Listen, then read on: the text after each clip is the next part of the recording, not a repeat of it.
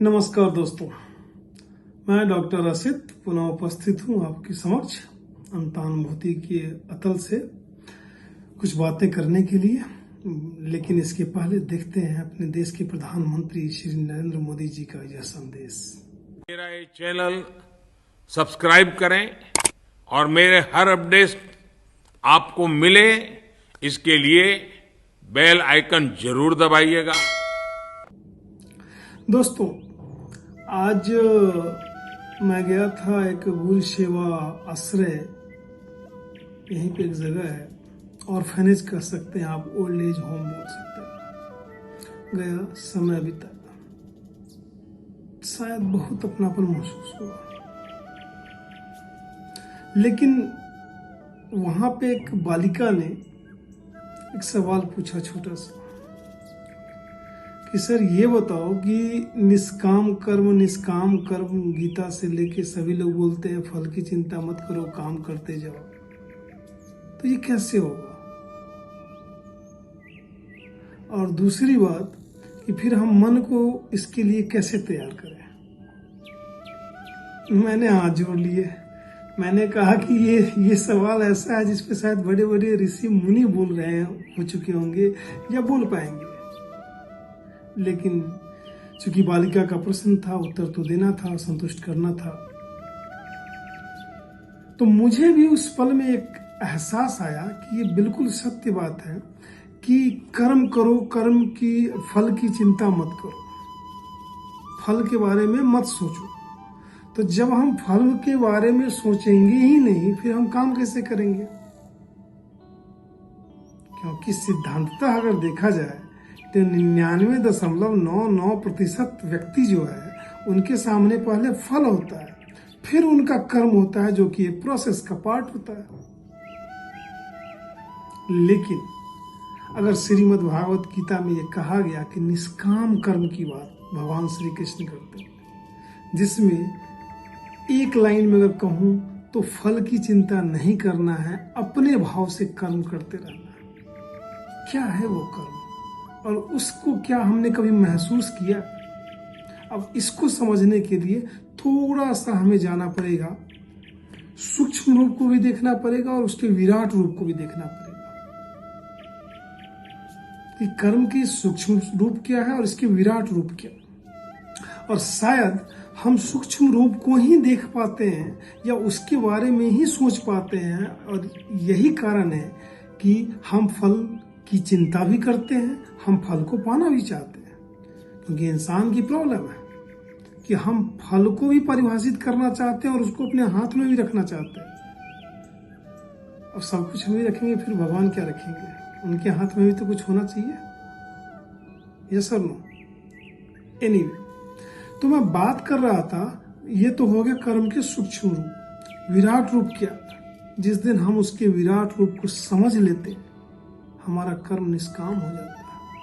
उदाहरण के तौर पे अगर मैं बात करूं आपसे, अगर हम अपने इस शरीर को एक यूनिट मान ले, एक इकाई मान ले इस शरीर को, तो इस शरीर में कितने सारे काम होते हैं सूक्ष्म रूप से अगर आप देखें। अंदरूनी तरीके से भी आप कह सकते हैं उसको। आप चलो, मैं आपसे बात करता हूँ, एक माइक्रो लेवल की बात करता हूँ। बिल्कुल क्या क्या चीजें हो सकती है वहां। हमारे शरीर में बहुत ही सारे अंग हैं, और वो सारे अंग किस तरीके से काम करते हैं। सपोज लीवर है, किडनी है, गॉल ब्लैडर है, ओसोफेगस है, राइट, पैनक्रियाज है, ये सारे अपने आप काम ही तो करते हैं। हमारा कोई वश है क्या इनके ऊपर? कई सारे सिस्टम्स हैं, चाहे मैं आपके डाइजेस्टिव सिस्टम की बात करूं, रिप्रोडक्टिव सिस्टम की बात करूं, रेस्पिरेटरी सिस्टम की बात करूं, मैं आपके स्ट्रक्चरल सिस्टम की बात करूं, ये सारे सिस्टम अपने आप ही तो काम करते हैं, कर्म कर रहे हैं ना। हमारा बस है क्या? क्या उनके प्रति जो फल है उसको हम कहीं न कहीं निर्धारित करते हैं क्या? उत्तर है नहीं। अब मैं आता हूं विराट स्वरूप। हमारे शरीर के बाहर कंप्लीट अर्थ, धरती, पूरा का पूरा इकोसिस्टम, क्या हम उसको कंट्रोल कर सकते हैं क्या? सोचने और समझने की बात है। ये धरती अपने एक्सिस पे, अपने अक्ष पे सूर्य के चारों ओर घूमती रहती है। 24 घंटे का दिन रात बनाती है, 365 दिन का वर्ष बनाती है। क्या हमारे कंट्रोल में है क्या वो? और इसी तरीके से सूर्य है और दुनिया भर की चीजें हैं। अगर आप देखोगे यूनिवर्स में मल्टीवर्स है, बिग बैंग थ्योरीज आती है, वहां पे मल्टीपल गैलेक्सीज आती हैं। सन जो है वो मिल्की वे आता है, वहां से लाइट ईयर डिस्टेंस पे इतने सारे सैटेलाइट्स, उपग्रह हैं जिनके बारे में शायद हम तो उसके बारे में जानते भी नहीं, बट वो सारी चीजें काम कर रही हैं। उसमें हमारी इच्छा और हमारी अनिच्छा का कोई लेना देना नहीं। और ये असली बीमारी है कि हम परिणाम को नियंत्रित करना चाहते हैं, जबकि हमें फोकस्ड होना है कर्म। देने वाला वो विराट है, वो विराट है देने वाला, वो ब्रह्म है देने वाला, जो वो अपने स्वरूप में परिणाम देता है। हमारी समस्या ये है कि हम अपने स्वरूप में फल चाहते हैं। चलो छोटी सी स्टोरी सुनाता हूँ गीता की। गीता में भी बोला था ना भगवान श्री कृष्ण ने कि नमित मात्रम भव सब्यसाची ना,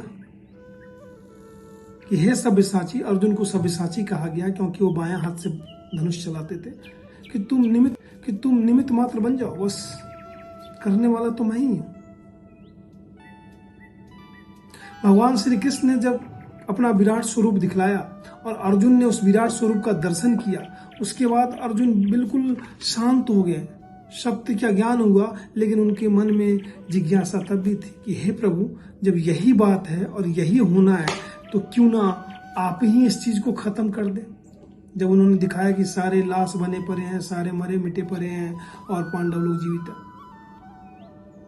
तो ये रक्तपात क्यों?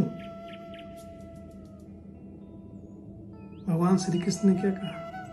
भगवान श्री कृष्ण ने कहा कि नहीं, कर्म तो करना पड़ेगा। ये तुमको मैंने परिणाम इसलिए दिखाया है ताकि तुम्हें सत्य का ज्ञान हो, कि जिन सांसारिक सोच में और भावनाओं में लिप्त होकर तुम अपने गांडीव का परित्याग कर रहे हो, उस दुविधा से ऊपर उठो। भगवान श्री कृष्ण ने कहा कि मैंने इसलिए तुम्हें दिखाया। अब कर्म सर्वथा तुम्हें ही करना पड़ेगा। इसलिए हम जब किसी काम को करते हैं तो उसके विराट स्वरूप पर ध्यान दें, और उस विराट स्वरूप को ध्यान देने के लिए जो सबसे बड़ी चीज है ना, वो है हमारा मन। क्योंकि चिंतन करना तो हम भूल ही गए। चिंतन शब्द आता है हमारे चित्त, और चित्त होता है चंचल। करेक्ट? अब चंचल चीजों को कौन संभाले? सबसे बड़ा टास्क। भटकेगा, इधर जाएगा उधर जाएगा। एग्जाम बोल रहा है पढ़ाई करने के लिए, मन बोल रहा है नहीं। थोड़े से कहीं ना कहीं वेस्ट से प्रभावित रहे। जहां की जो दार्शनिक थे, चाहे वो सुकरात हो, थियोडायस हो, उन सभी लोगों ने क्या कहा कि मन को जगाओ। भारतीय संस्कृति क्या कहती है, भारत का दर्शन क्या कहता है? मन को जीतो, मन को स्थिर करो। मन की जो अनुभूति है उसको महसूस करो। 5 से 15 साल तक तो हम बच्चे रहते हैं, और जब हम बच्चे हैं तो हमारा मन साफ होता है, बिल्कुल पारदर्शी होता है, पानी की तरह साफ होता है, हमें कोई लेना देना ही नहीं होता दुनिया से।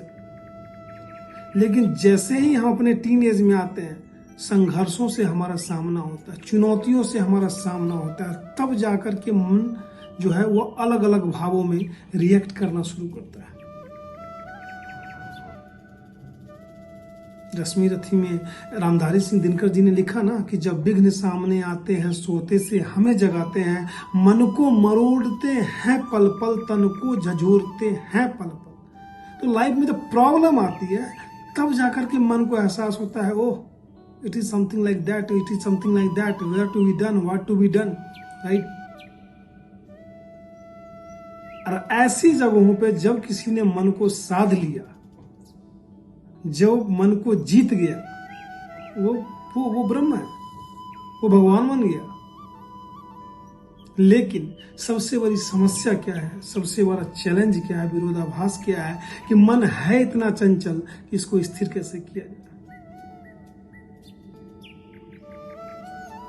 और यही कहीं ना कहीं एक अपने आप में बहुत बड़ी समस्या है। अब मन को स्थिर करना क्यों जरूरी है, यह भी जानना आवश्यक है।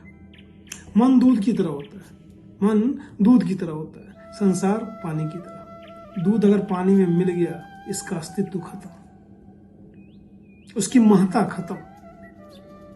इसलिए दूध को स्थिर करना जरूरी है। अब दूध को स्थिर करने की जो प्रक्रिया है ना, वो क्या कहलाती है? दूध जब स्थिर होता है तो वो दही बनता है। मन जब स्थिर हुआ तब जाकर के चित्त शांत होता है। अब स्थिर दही में जब मंथन की क्रिया की जाती है तब जाकर के उससे मक्खन निकलता है। उसी तरीके से हमारा मन जब स्थिर होता है तब हम उसको अपने चिंतनों के द्वारा जब मथते हैं, अपने विचारों के द्वारा वहां से जब कई सारी चीजें प्रस्फुटित होती हैं, तब जाकर के कहीं ना कहीं सही विचार, सही चीजें आती हैं और सही डायरेक्शन में हमारी एनर्जी लगती है। अब दही का जब मंथन हुआ तो वहां से क्या निकलेगा? मक्खन। मजे की बात बताऊं, उस मक्खन को पानी में डाल दो, कभी डिजॉल्व नहीं होगा, कभी डिजॉल्व नहीं होगा। मीन्स मन को पहले स्थिर करना होगा और स्थिर करने के बाद उसको अपने कर्मों से मथना पड़ेगा। कहीं ना कहीं उस मक्खन को निकालना पड़ेगा। बनना क्या है, जाना कहां है? मन की ये जो अवस्था है ना, इसी को निष्काम कर्म कहते हैं। हम प्री मेडिटेटेड होकर के कभी अपने माता पिता की उम्मीदों का बोझ, कभी अपनी चाहत, कभी समाज से देखी गई चीजें, इन सब को लेकर के हम अपने जीवन का उद्देश्य बनाते हैं जो कि हमारे कभी होते ही नहीं है, और उसके पीछे हमारा मन भटकता रहता है। और यही कारण है कि हमारी ऊर्जा भी नष्ट होती है। इसलिए मन को स्थिर करते हैं, जो चित्त की चंचलता है इसको कहीं ना कहीं एकाग्र करने की कोशिश करते हैं, तभी जाकर के हमारे अंदर निष्काम कर्म की भावना हो पाएगी। और हाँ, जिस दिन भी उस विराट के दिए हुए, उस परम ब्रह्म के दिए हुए इस निष्काम कर्म की भावना हमारे अंदर आत्मसात हो गई और उसके बाद जो हम कर्म करेंगे, definitely it is going to give the result to you, positive result to you, a good positive vibration. So लगते हैं अब मन को कैसे शांत करते हैं, वो प्रक्रिया क्या है, मैं अगले वीडियो में आपसे बात करूंगा। कैसा लगा मेरा ये वीडियो आप कमेंट सेक्शन में जरूर लिखें, लाइक करें, सब्सक्राइब करें, दोस्तों से ज़्यादा शेयर करें। धन्यवाद।